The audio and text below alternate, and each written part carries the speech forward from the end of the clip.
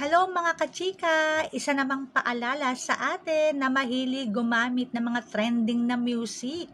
Alam nyo ba na meron tayong kapwa content creator na nagkaroon ng copyright issue at halos lahat ng kanyang mga video reels ay nagkaroon ng copyright issue nga na tinatawag dahil daw natapos na ang kontrata ng mga trending na music na yon.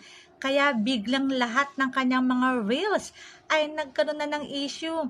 Sayang talaga ang pinaghirapan mo at talagang matataas pa ang kanyang mga views dito. Kaya iwasan na lang natin gumamit ng mga trending na music hanggat maaari.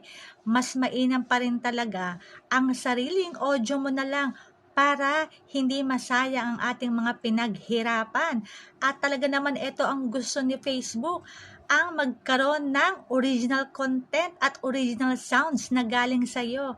Kaya, yun na lang ang mas mainam para makaiwas sa mga restriction at copyright issue.